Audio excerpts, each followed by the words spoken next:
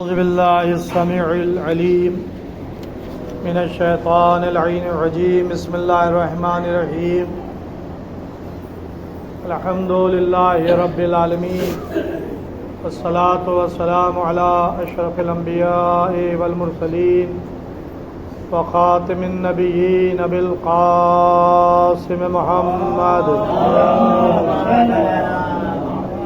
وعلى أهل بيته الطيبين الطاهرين المعصومين ولعنة الله على أعدائهم أجمعين. أما بعد،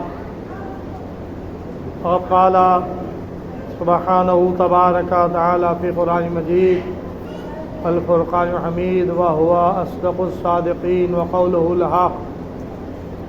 بسم الله الرحمن الرحيم.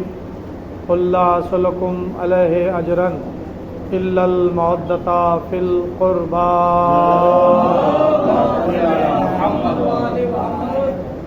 عزیزوں، اس آیہ کریمہ میں خداوند عالم نے قربہ کی مودت کو واجب قرار دیا ہے. سورہ شورا کی 23ویں آیہ کریمہ ہے، اور یہ پیغام رسول کے ذریعے سے کہلوایا گیا ہے. قربہ ظاہر ہے کہ اگر رسول خدا خود حدیث کے ذریعے سے یہ پیغام دیتے، ہو سکتا ہے کہ لوگ یہ الزام لگاتے اور کہتے کہ کیونکہ رسول خدا کی یہ خانوادہ تھا، بیٹی تھی، داماد تھے، بھائی تھے، چچا زاد، نواسے تھے، لہذا انہوں نے ان کی محبت میں امت سے اجر رسالت میں ان کی مودت کو طلب کیا ہے. جبکہ پیغمبر اگر حدیث میں ارشاد فرماتے تو یہ بھی غلط نہیں تھا، اس لیے کہ پیغمبر کا کلام قرآن کی روشنی میں مہر شدہ ہے اگر پیغمبر کا کلام ہے، ورنہ نسبت دے دی جائے، منسوب کر دیا جائے جس کی کوئی حقیقت نہ ہو، وہ کلام پیغمبر میں شمار نہیں ہوگا. یہاں پہ جب روایات دیکھی جاتی ہیں تو یہ بھی دیکھا جاتا ہے کہ رسول خدا نے یہ کس سے کہا یا کس کے سامنے بیان کیا، راوی کون ہے، کتنے راوی ہیں، ان راویوں کا کیریکٹر کیا ہے، حدیث صحیح ہے، مجہول ہے، ضعیف ہے، احسن ہے، یعنی جو اقسام بتائے گئے ہیں حدیثوں کے وہ اہل علم جانتے ہیں. لہذا ہر حدیث کو بھی ہم رسول کی حدیث نہیں مانتے، علم رجال کی کسوٹی پر پرکھتے ہیں. اور پیغمبر اسلام نے بھی ارشاد فرمایا کہ جو بات تمہاری طرف ہماری بیان کی جائے، دیکھنا اگر وہ قرآن سے ٹکرائے تو اسے دیوار پر دے مارنا. یعنی جو رسول کا پیغام ہوگا وہ قرآن کے مطابق ہوگا، قرآن کے خلاف نہیں ہوگا. اب مہر شدہ کیا میں نے کہا جملہ، وہ یہ کہ قرآن میں اللہ نے کلام پیغمبر کی ضمانت لی ہے. وما ينطق عن الهوى ان هو الا وحی یوحی. وما ينطق عن الهوى، یہ پیغمبر کے لیے کہا جا رہا ہے کہ یہ اپنی خواہش نفسانی سے کلام ہی نہیں کرتے ہیں. ان ہوا الا وحی یوحی، یہ اس وقت بولتے ہیں، اس وقت کلام کرتے ہیں جب میری طرف سے ان پر وحی نازل ہوتی ہے. اب دین رسالت پر آئے ہوئے جملے وحی الہی کے مطابق ہے. قرآن بھی ہمیں اسی زبان سے ملا، حدیث قدسی بھی جو کلام الہی تو ہے لیکن قرآن میں نہیں ہے، اس کو حدیث قدسی کہتے ہیں. جیسے ناد علی مظہر العجائب، مثال دے رہا ہوں، یہ بھی حدیث قدسی ہے اور کلام الہی ہے۔ اے رسول پکاریے اس کو جو عجائب کا ظاہر کرنے والا ہے۔ تو حکم دے رہا اللہ، تو ناد علی یہ حدیث قدسی ہے، کلام الہی ہے، لیکن قرآن میں نہیں ہے۔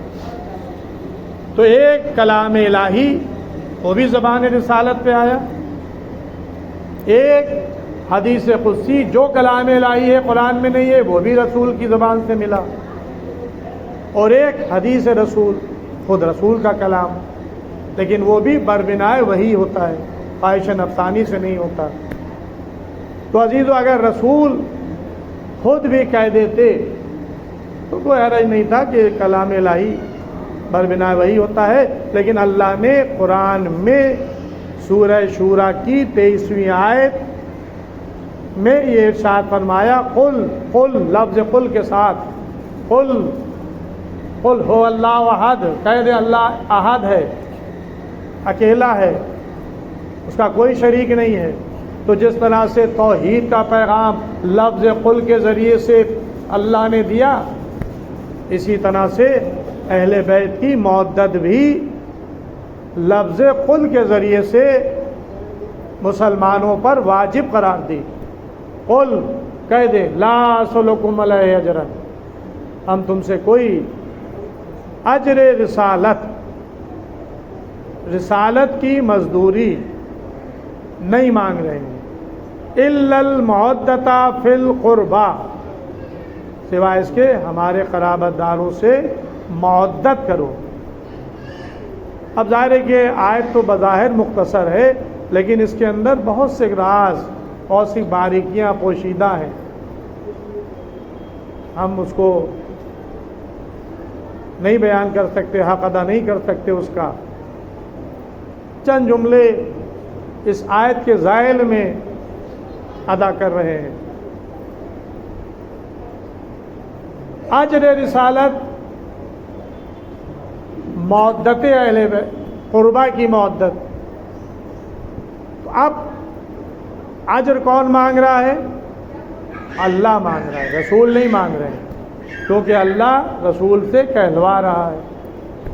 سابق انبیاء کا ذکر بھی قرآن میں ملتا ہے، اور انہوں نے بھی جو اپنی امت سے کہا تو وہ اپنی مرضی سے نہیں کہا، وہ بھی پیغام الہی کے مطابق ہی کہا۔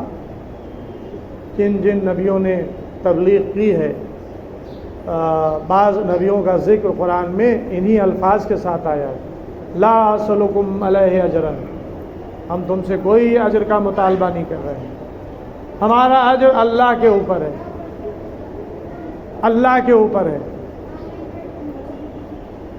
جناب نوح نے 950 سال تبلیغ کی ہے، بڑی زحمتیں اٹھائیں، 1050 کم قرآن میں یہ مدت بھی ان کی تبلیغ کی بتائی گئی ہے، 50 کم 1000، 950 سال۔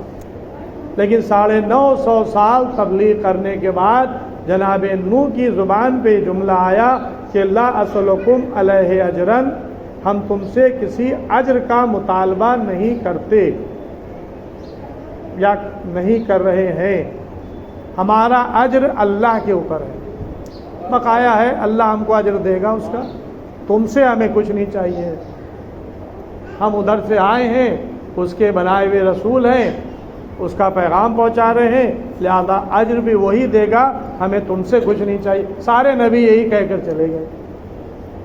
اب یہ آخری نبی ہے، ان کے بعد کوئی نبی آنے والا نہیں، اور تقریباً 23 سال یہ تبلیغ کر چکے، کیونکہ یہ آئے مودت جو آئی ہے یہ پیغمبر کے آخری وصال کے قریب آئی ہے، وصال کے قریب آئی ہے۔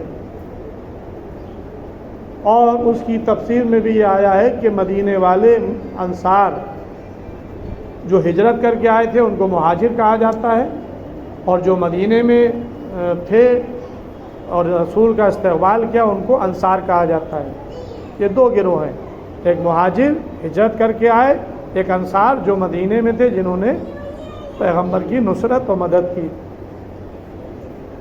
انہوں نے دیکھا کہ فتح مکہ ہو چکا، رسول کے پاس لوگوں کا تانتا لگا ہوا ہے، لوگ دور دور سے آ رہے ہیں، وفد آ رہے ہیں، اور بظاہر رسول کے پاس کچھ ہے نہیں، خالی ہاتھ ہیں، تو اب ان کی وجہ سے ہم غنی ہو گئے ہیں، امیر ہو گئے ہیں، مال غنیمت ہاتھ آیا ہے، تو چلو ان کا یہ احسان ہے ہم پر، تو ہم ان کو مال دنیا میں سے ان کی مزدوری اجرت دے دیں۔ تو وہ کشتیوں میں زر و جواہرات، سونا چاندی یہ سجا کر کے پیغمبر کی خدمت میں آئے، یہ تفسیر میں اس کی ملتا ہے۔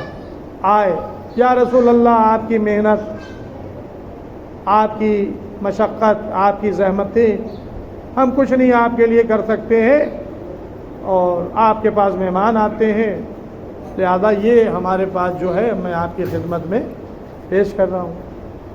اب ظاہر ہے کہ اگر رسول وہ لے لیں اس احسان جتا کر کے کہ آپ کی مزدوری ہے، آپ کی اجرت ہے، تو یہ تو مسئلہ گڑبڑ ہو جائے گا، اس لیے کہ رسول کی مزدوری، اور رسول کوئی مولا علی جیسے باغ میں یہودی کے جا کر پانی درختوں میں دیتے تھے تو اس کی اجرت لیتے تھے، تو یہ مزدوری کر رہے تھے، تو یہاں معاملہ وہ نہیں ہے کہ رسالت کی مزدوری لے لیں۔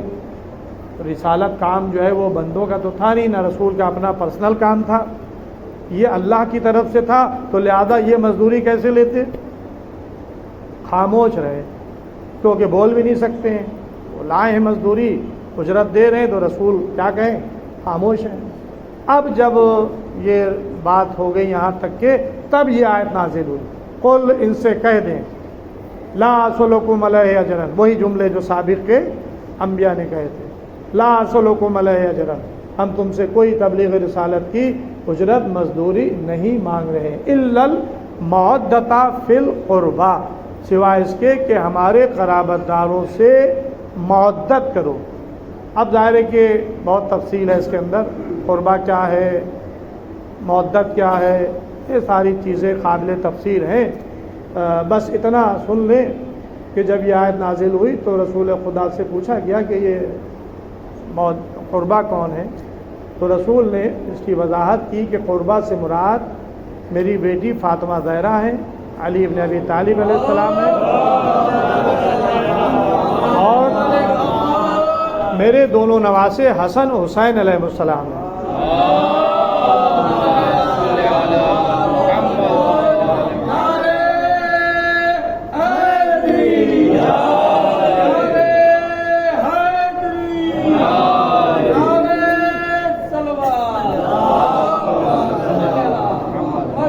یہ رسول نے قربہ کو پہچنوایا۔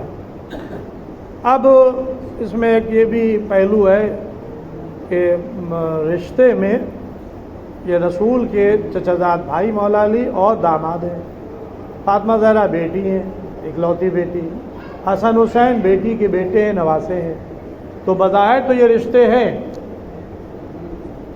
لیکن یہ قربہ کے سے مراد یہ ہے کہ قریب، اور یہ بھی ایک مؤنث کا صیغہ ہے، قربہ مذکر نہیں ہے، مؤنث، شاید اسی لیے جب آیت تطہیر نازل ہوئی تو اللہ نے مرکز کسی اور کو نہیں بنایا، فاطمہ زہرا کی ذات کو بنایا، ام فاطمۃ ابوہا و بالھا و بنوہا صلوات محمد۔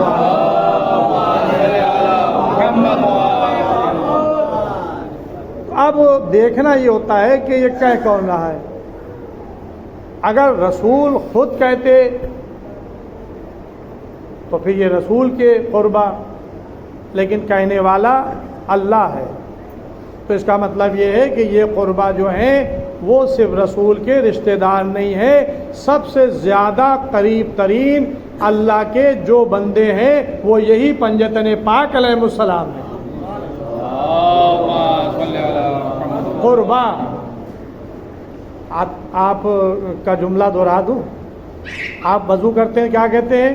وضو کرتا ہوں میں واسطے نماز کے واجب قربتاً الی اللہ، غسل کرتا ہوں میں واجب قربتاً الی اللہ، نماز پڑھتا ہوں میں واجب قربتاً الی اللہ، حج کرتا ہوں میں واجب قربتاً الی اللہ، یعنی جب آپ نیت کرتے ہیں تو اس میں لفظ قربتاً الی اللہ ہوتی ہے۔ اس کے معنی کیا ہے؟ اللہ سے نزدیک ہونے کے لیے یہ ہم عمل بجا لا رہے ہیں، چاہے وہ وضو ہو، چاہے وہ غسل ہو، چاہے وہ نماز ہو، چاہے وہ حج ہو، چاہے وہ زکوٰۃ ہو، چاہے وہ خمس ہو، جتنے بھی احکامات الہی ہیں ان پر عمل کرنا قربتاً اللہ کی نیت سے ہوتا ہے۔ اللہ کی قربت حاصل کرنے کے لیے ہم یہ عمل بجا لا رہے ہیں، تو قربا قریب ہونے کے لیے۔ تو اللہ نے بتایا کہ سب سے زیادہ قریب میرے کون ہیں؟ جن کی مودت کو ہم نے اجر رسالت قرار دیا۔ اگر تم ان سے مودت نہیں کرو گے تو تمہاری نہ نماز قابل قبول ہے، نہ تمہارا روزہ قابل قبول ہے، نہ تمہارا حج قابل قبول ہے، کیونکہ یہ ساری چیزیں فروع دین میں آتی ہے، اور مودت اہل بیت، قربا کی مودت، یہ اصول دین میں ہے، افضل ترین عمل ہے۔ اگر یہ نہیں کیا تو کچھ نہیں کیا۔ کسی شاعر نے کہا ہے کہ بے حب اہل بیت عبادت حرام ہے، تو بھائی کیا عبادت بھی حرام ہوتی ہے؟ کوئی نماز پڑھ رہا ہے تو کیا حرام ہے؟ روزہ رکھ رہا ہے حرام ہے؟ نہیں، اہل بیت کی محبت کے بغیر جو عمل ہو وہ قابل قبول نہیں ہے۔ ان کی محبت کے ساتھ تم نماز پڑھو، روزہ رکھو، حج کرو، زکوٰۃ دو، قبول ہے، اور ان کو اگر ہٹا دو تو قبول نہیں ہے۔ بس ظاہر ہے کہ ایک حدیث میں اسی آیت کے ذیل میں اہل سنت کے حوالے سے بیان کرنا چاہتا ہوں، اس لیے کہ یہ میری گفتگو جو ہے وہ درگاہ کی باؤنڈری کے اندر محدود نہیں ہے۔ الحمدللہ میں چاہتا ہوں کہ لوگوں تک کہ یہ پیغام دور تک پہنچے، لہٰذا میں ریکارڈ کر لیتا ہوں اور اس کو میں یوٹیوب پر ڈلوا دیتا ہوں تاکہ محفوظ ہو جائے ہماری گفتگو، جو اہل بیت کی خدمت کے لیے ہے، نہ شہرت کے لیے ہے، نہ دکھاوے کے لیے ہے، نہ کچھ مطالبے کے لیے ہے، صرف قربتاً اللہ، اللہ کی قربت کے لیے یہ ہمارا عمل ہے۔ اور اگر کسی کے اصال ثواب کے لیے ہے تو اس مرحوم یا مرحومہ کی روح کو اس کا ثواب ملے۔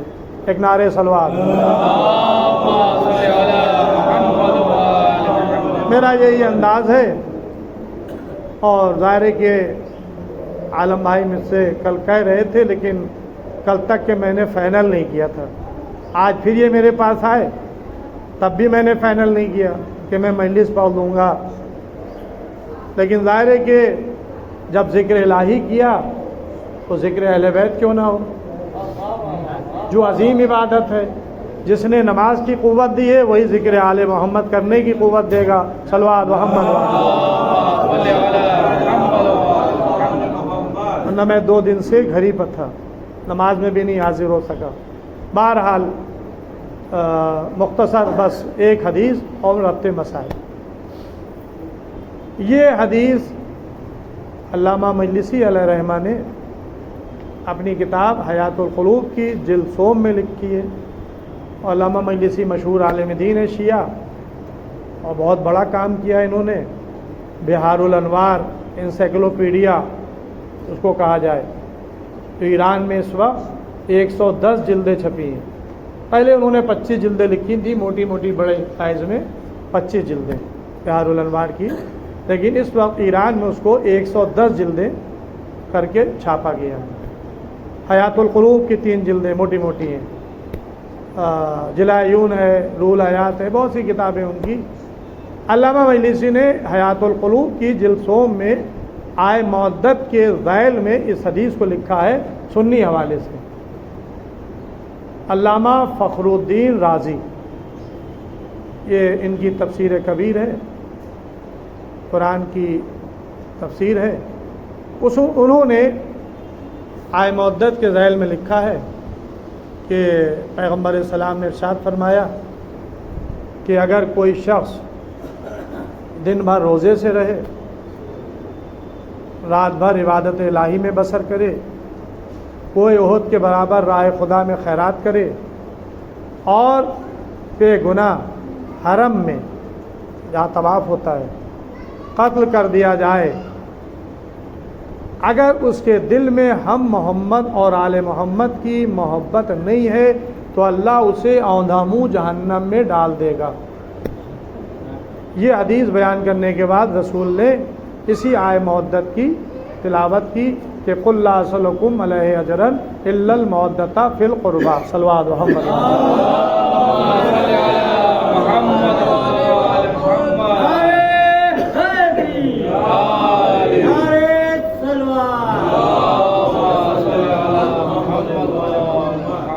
عزیزوں، بس اب مجھے اس کی تفصیلات میں نہیں جانا ہے۔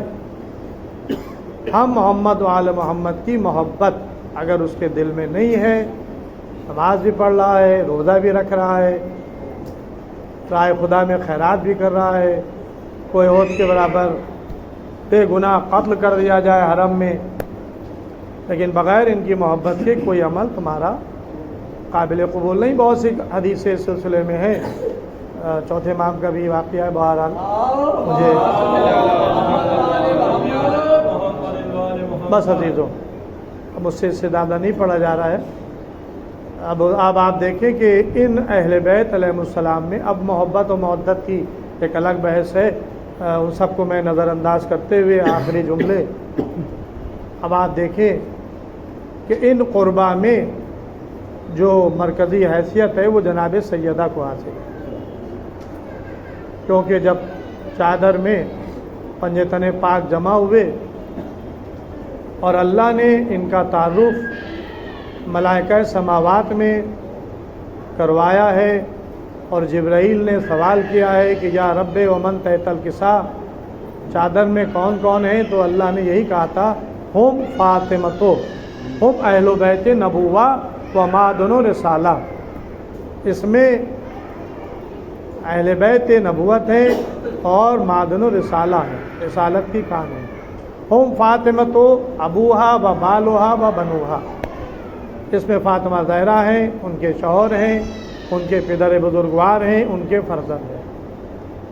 اس کے بعد جبرائیل امین آئے تطہیر لے کر نازل ہوئے تھے، اور جب تک رسول خدا حیات رہے آئے تطہیر در سیدہ پر آ کر سلام کرتے تھے، السلام علیکہ یا اہل بیت نبوہ و معدن رسالہ، اور آئے تطہیر پڑھتے تھے جب تک زندہ رہے۔ یہ پیغمبر کا عمل صحابہ کے سامنے موجود تھا۔ بس میں آخر کلام میں کہوں گا یا رسول اللہ، آپ کے صحابہ نے اس عمل کو بھلا دیا۔ جس دروازے پر آ کر سلام کرتے تھے آپ، جس دروازے پر آپ کر آئے تطہیر پڑھتے تھے، تلاوت کرتے تھے، اسی دروازے پہ آپ کے بعد آپ کے صحابہ لکڑیاں لا کر ڈھیر کر دی کہ میں آگ لگا دوں گا، جلا دوں گا گھر، علی کو باہر نکالو تاکہ وہ چل کر بیعت کریں خلیفہ وقت۔ بس عزیزوں، یہ خالی زبان سے نہیں کہا، آگ لگی، جلتا ہوا دروازہ معصومہ پر گرا، پسلیاں شکستہ ہوئیں، محسن کی شہادت ہوئی، پشت پر تازیانہ پڑا، غش کھا کر سیدہ گری، علی کے گلے میں رسن باندھی گئی، علی کو کشا کشا کھینچ کے لے جایا گیا۔ سیدہ کو جب ہوش آیا پوچھا فضہ اینا ابو الحسن کہاں ہیں؟ کہا کہ انہیں لوگ مسجد کی طرف لے گئے۔ سیدہ نے سر پہ چادر ڈالی، گھر سے باہر نکلی، دیکھا تو آواز دی خلو ابو الحسن کو چھوڑ دو ورنہ میں اپنے سر کے بال کھول دوں گی۔ سیدہ نے سر کے بال کھولے نہیں تھے، آثار عذاب الہی کے نمودار ہو گئے۔ میں آواز دوں گا سیدہ، آپ جب گھر سے باہر نکلی تو آپ کے سر پہ چادر تھی، آپ نے سر کے بال کھولے نہیں تھے، لیکن ہائے آپ کی بیٹیاں زینب ام کلثوم خیام حسینی سے باہر آ رہی ہیں تو سروں سے چادریں چھینی جا چکی ہیں۔ شاید یہی وجہ تھی، ورنہ عالمہ غیر معلمہ کو کیا یہ معلوم نہیں تھا کہ جان بچانا واجب ہے، لازم ہے۔ امام وقت سے پوچھنے کی ضرورت کیا تھی؟ لیکن امام وقت کے خیمے میں آ کر جناب زینب نے شانہ ہلایا، بیٹا سید سجاد غض سے آنکھیں کھولو، خیموں میں آگ لگی ہے، بتاؤ خیموں میں جل کر مر جائیں یا خیموں سے باہر نکلیں؟ سر پہ چادریں نہیں تھیں، اسی لیے پوچھا تاکہ پھوپھی اماں جان کا بچانا لازم ہے، خیموں سے باہر چلی جائیے۔ علی و فاطمہ کی بیٹیاں خیموں سے ننگے سر باہر آئی۔ ارے جس کی ماں کا جنازہ پردہ شم میں اٹھا ہو، اس کی بیٹیاں سر برہنہ بلوے عام میں پھرائی جا رہی تھی۔ کربلا سے کوفے اور کوفے سے شام ایک منادی آواز دے رہا تھا، ارے جسے تماشا دیکھنا ہو آ کر دیکھے۔ یہ علی و فاطمہ کی بیٹی، انا للہ و انا الیہ راجعون، رضا بقضائہ و تسلیما لامرہ۔ آپ حضرات ایک مرتبہ پھر سورہ الحمد، سورہ توحید حسن